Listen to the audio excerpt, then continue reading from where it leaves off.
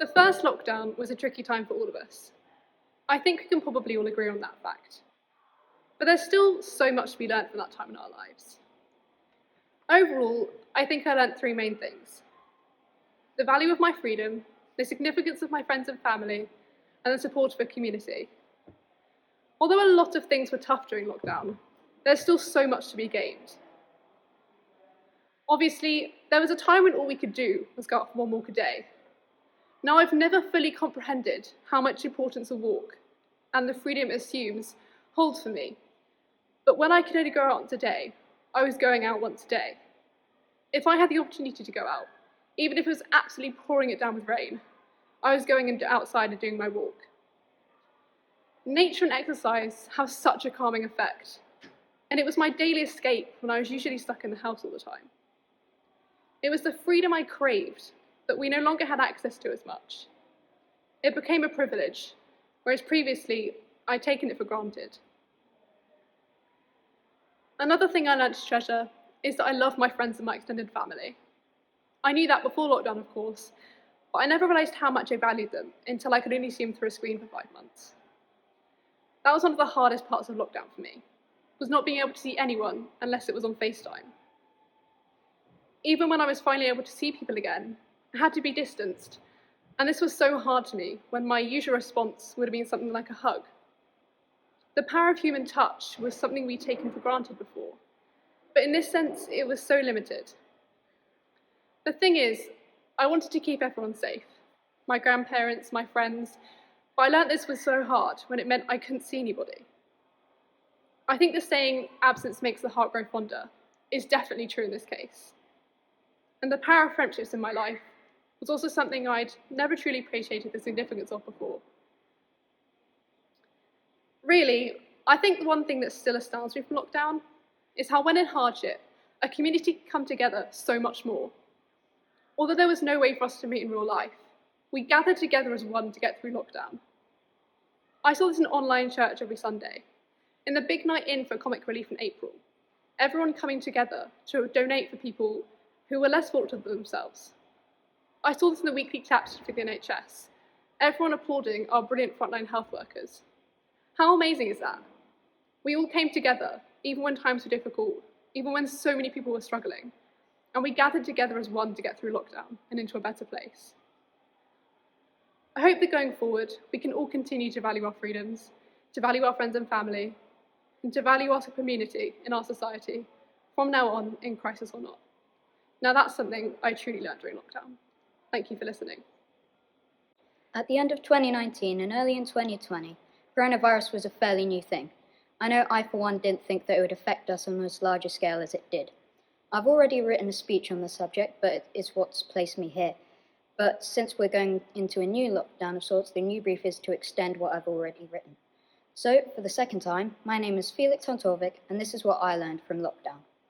In my last speech, I talked about stability for my first point, and my beliefs still hold true.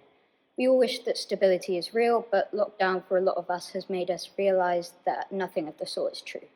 It's a pipe dream, much like saying that I'll blow up in the music industry within the hour of me leaving AHS. For instance, before lockdown, I was adequately happy. Of course, I wasn't completely fine, with a few existential crises in there to spice things up. During the first lockdown, however, my mental state started to go rogue. At one point, I had to lie in the fetal position on my bed, hyperventilating and sobbing enough to contest a baby who needs changing.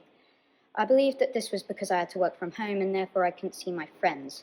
I got too stressed from schoolwork and I didn't have enough social time to balance it out. In this new lockdown, though, we're allowed to go to school, which makes a massive difference both in mental and physical health, both positive and negative. Another example of instability during the first lockdown is that of job loss. Many people couldn't go to work, or their higher-ups had no choice but to fire a large majority of their staff since their income took a hit and they couldn't support their wages. Those who were self-employed could sometimes be denied support on a minor technicality and yet couldn't work because they work in a studio space where all their resources are kept, for example. I don't really think this issue has been solved in the new lockdown, however. And even though the government says their support allowances are as big as they can manage, many people still find themselves struggling to support themselves, their business, and their family.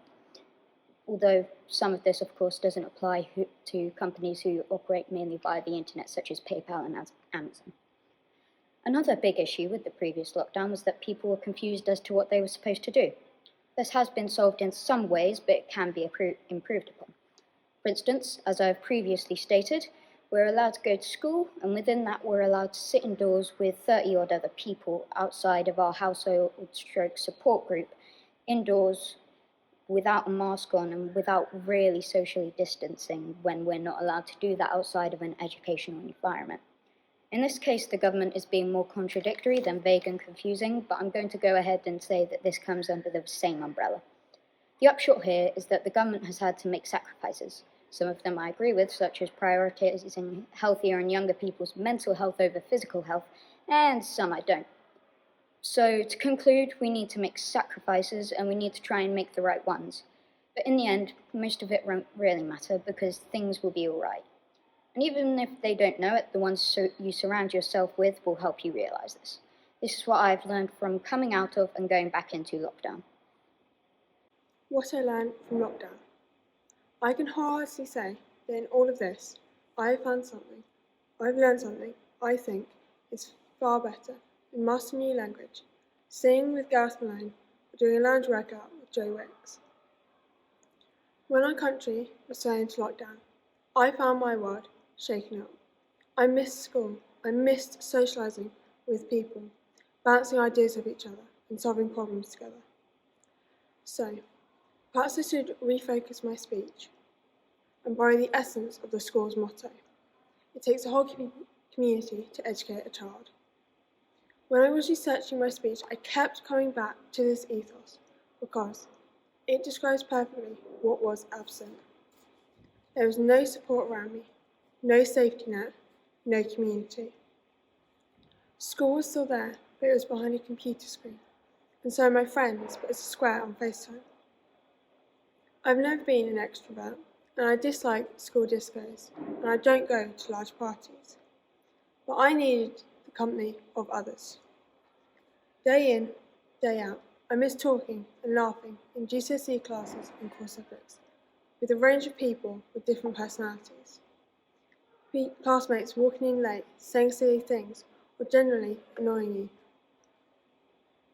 I craved that. I ached for the disruptions that happen in a classroom.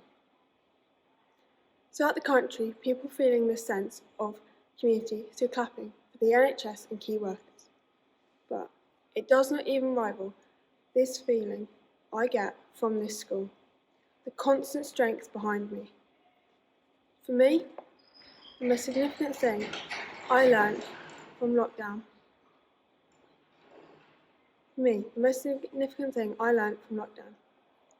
is how much social interaction mankind needs.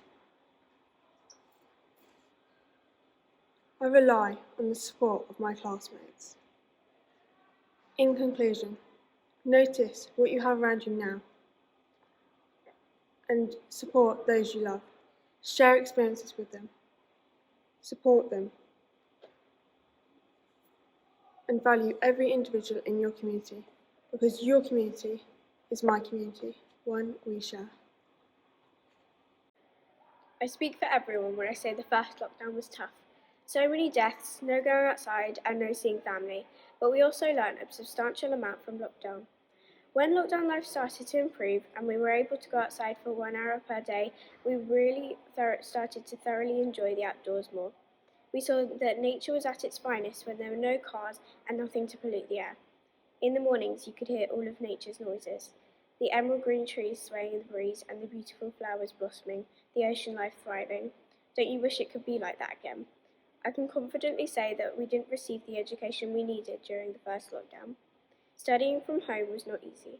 Everyone in the house using the internet simultaneously to create the slowest online experience ever.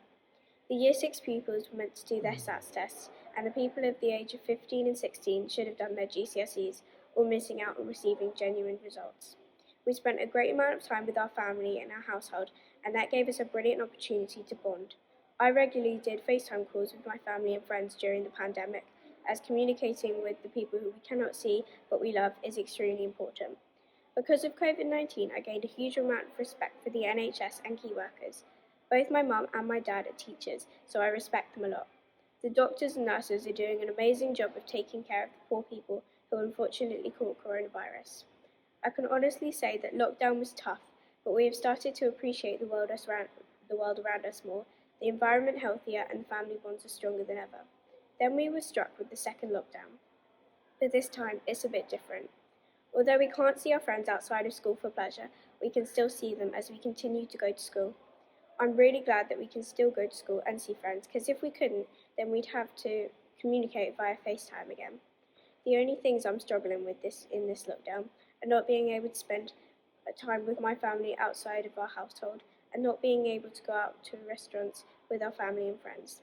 We now consider that lockdown is our new normal, and we've adapted to be able to live in this new environment, even if it's not the normal we pictured.